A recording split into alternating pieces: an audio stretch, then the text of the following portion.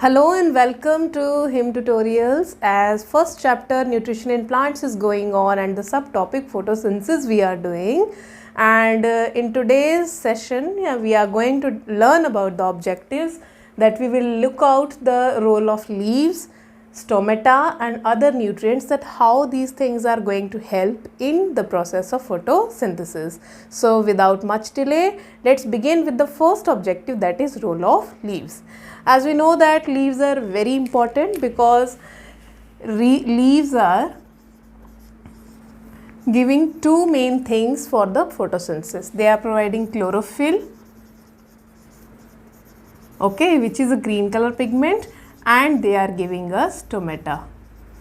As these stomatas are those cells which are helpful in entering of the carbon dioxide from the air into the leaves, and with the help of carbon dioxide water will combine and it will lead to the formation of glucose.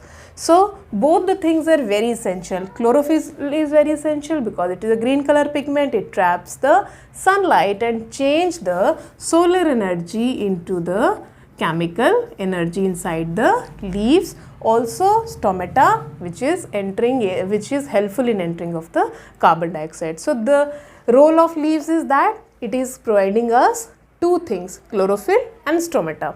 Now the first objective is over. We will move towards the second objective, that is the role of stomata.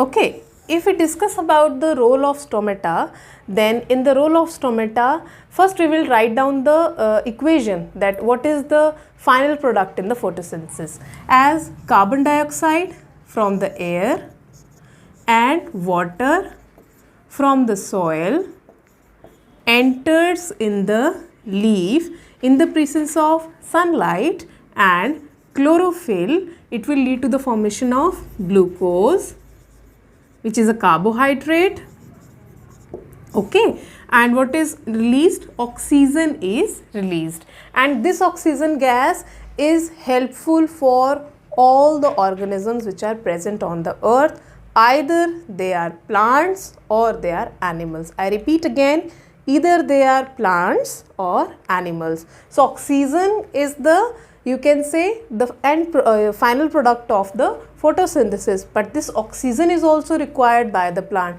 This glucose is also required by the plants, and how this glucose and oxygen is required by the plants, with the help of role of stomata we will discuss about that. But first we will draw the diagram of the stomata in two conditions, in opening condition, in closed condition, okay.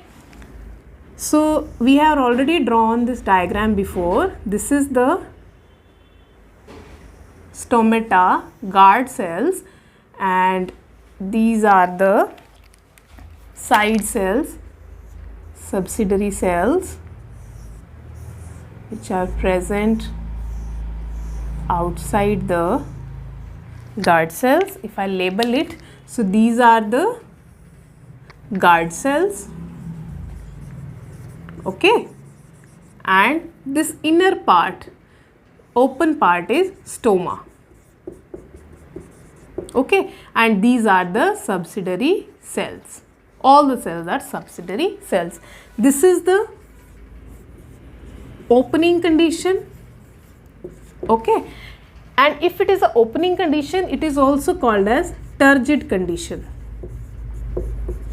Turgid means anything which is when having some material in it, it got stuffed up and swelled up. For example, if we take an example of a balloon, when we just blow the air inside the balloon, it will get inflate, it will get increase in size. So that condition is the turgid condition, and when the air is you can say expelled out, or taking out all the air, or just exflating the balloon, that is called as the flaccid condition. When the air is in the balloon is in turgid condition. So this time this opening stomata is in turgid condition, mean it is in swelled condition, okay.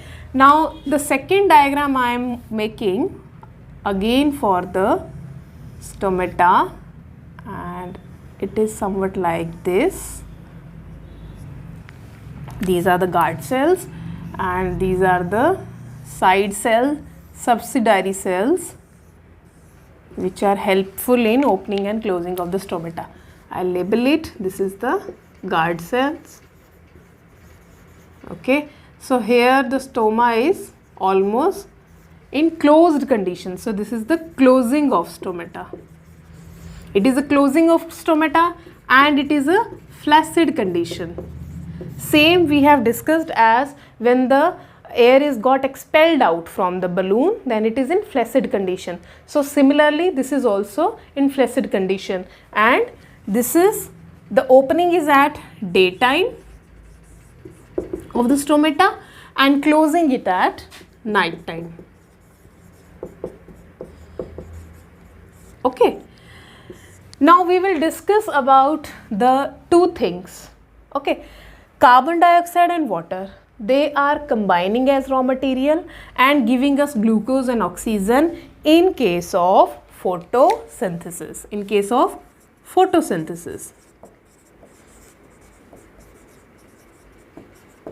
But we know that glucose is required by all the living organisms to carry out life processes, and to carry out those life processes we need food.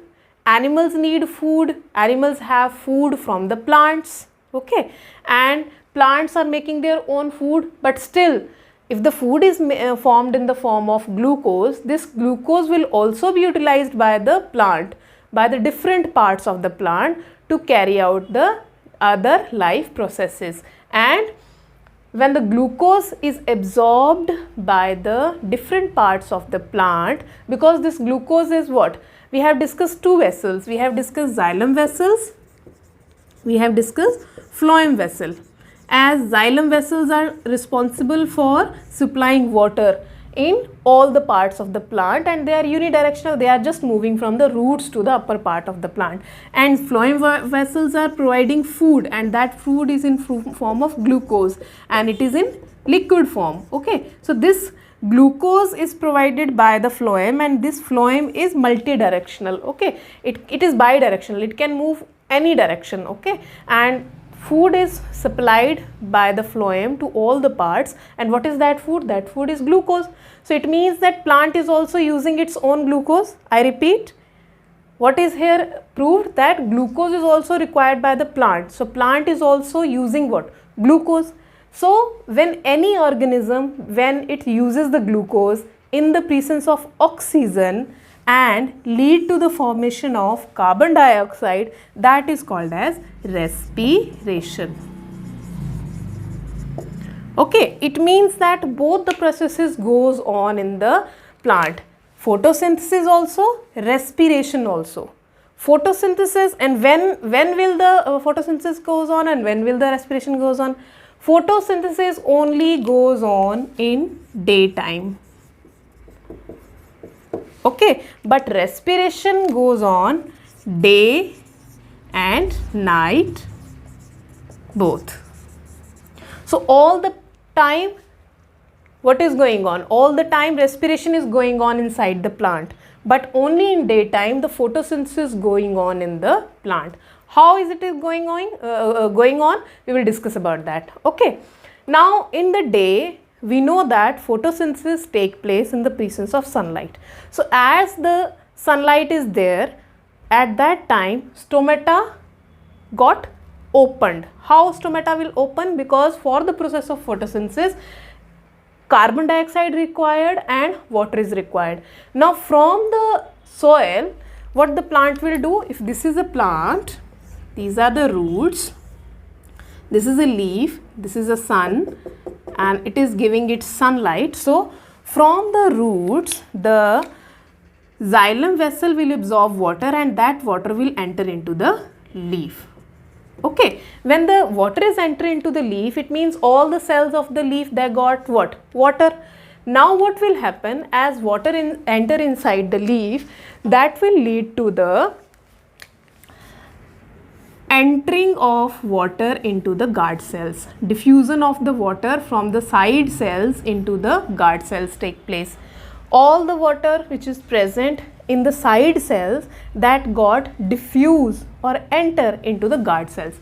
As we know that anything which absorb water, that will get swelled up, okay, and that condition is the turgid condition. Now what will happen, these stomatal cells, they will get stretched up, and when they are stretched up, they will get opened. So at the daytime, when the water is absorbed, for the process of photosynthesis, the entering of water will take place from the side cells into the guard cells, and due to the swelled condition of the guard cells, they become turgid, and opening of the stomata takes place. What will happen? Opening of the stomata takes place. As the stomata is open, now the carbon dioxide will enter, okay, from the air. Carbon dioxide from the air, that will enter into the stomata. Now leaf has both the things in daytime, that is air and soil, that is carbon dioxide and water. In the presence of sunlight, because sun is there, chlorophyll is also there in the leaf, and they will lead to the formation of glucose and oxygen. Now photosynthesis process is complete here in the daytime. Now what will happen at the night? In the night there is no sun, so if there is no sun, no photosynthesis will take place. So in this condition, what will happen, the water from the guard cells will move out from the guard cell into the side cells, and it will lead to the closing of the stomata, which is called as the flaccid condition. Now in the night time, there is no photosynthesis take place, but in the bark of the cells, in the stem of the cells, there are small cells which are called as lenticels, These lenticels are the permanent openings on the stem of the plant, or stem of the, or trunk of the tree, okay. So from these lenticels, air is continuously entering into the you can say in the body of the plant or tree, and if the oxygen is there and if the glucose is there, at the night time what is happening, oxygen is there, glucose is there, both the things are present, and it will lead to the formation of carbon dioxide. So in night you have seen that the carbon dioxide formation is take place. So any person who sleep under the tree or near the tree, that is harmful for that person, because during the night there is no oxygen, there is presence of carbon dioxide near the trees. So in the daytime the photosynthesis will take place, and in the night time and daytime both, the respiration takes place in the plants. Now we will discuss about that how the different type of nutrients is synthesized inside the plants other than the carbohydrates. As we know that carbohydrate, simple carbohydrate is what? Glucose, which is synthesized in the plants. So when glucose is eaten up in large amount by human beings or by animals, that is transformed into what? Fats. And both the glucose and fats are the energy giving food. We know that they are energy giving food, and but when the glucose combines with nitrogen, it leads to the formation of proteins, as protein is a body building food, okay. Glucose directly converts into fats if eaten up in the large amount, okay. But as we have to form the proteins from the glucose, then glucose has to combine with nitrogen. Now nitrogen is present in our earth atmosphere as 78%, but still the plants can't utilize directly the nitrogen for the formation of proteins, or animals also can't utilize the nitrogen for the formation of proteins. So what will happen now? So to convert this atmospheric nitrogen into the compound which is easily absorbed by the plant, that will lead with the help of a special type of species of plant called as legumes. In the legumes there are root nodules. In the roots there are present of nodules, and these nodules has got bacteria in them, and this bacteria is mainly the Rhizobium leguminosarum bacteria. This bacteria will change the atmospheric nitrogen into the form of nitrates, and these nitrates are what? These nitrates are soluble in water. These are soluble in water, and if they are soluble in water, then these nitrates along with the water, they are absorbed by the roots, and from the roots they are given to the leaves. Now leaves have both the things. What? They have glucose in them, they have nitrogen in the form of nitrates in them, and now they will synthesize the protein, which is the body building food. So I hope you understood all the things very well. So let's recap all the things very quickly, as we have discussed the role of leaves, that leaves will provide us chlorophyll and they also provide us stomata. The role of stomata is what? In the daytime, stomata helps in photosynthesis, but in the night time, stomata closes because of the flaccid condition. And also I want to add here that the stomata is also closed to avoid the wastage of water, which is called as transpiration. In the morning, transpiration is there, but in the night, no transpiration is there. If no transpiration is there, then no loss of water is there.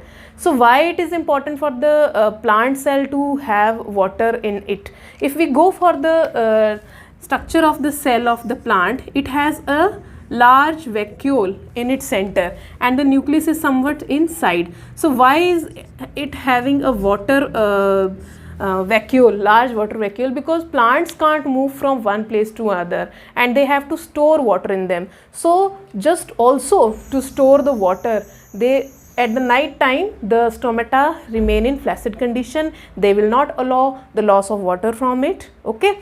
So the next is that in the daytime the photosynthesis take place and the respiration goes on all the time, daytime also and night time also, but mainly at the daytime photosynthesis there, and at night time the respiration is there, and in evening and in early morning, at both the times, both the things, respiration and photosynthesis, they are equal in the plants. Okay, but in morning it is photosynthesis and night it is respiration. And third is that glucose is just formed as a simple carbohydrate, and this simple carbohydrate, when eaten up in more quantity, it will change into fats. So glucose and fats are the energy giving food, we know that. But if we have to go for the proteins, then this glucose has to combine with nitrogen, but nitrogen is not directly absorbed or changed into the proteins. So nitrogen, with the help of leguminous plants, leguminous plant has got root nodules. In the root nodules, bacteria is there. Now this bacteria will change the atmospheric nitrogen to the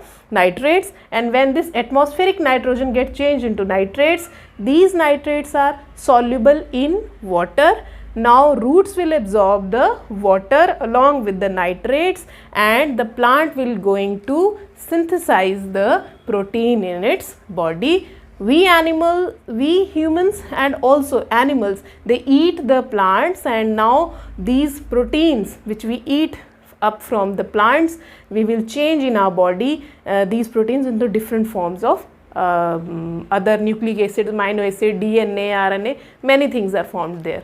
So I hope you understood all the things very well. So up to our next video, keep watching and please keep learning. Thank you so much.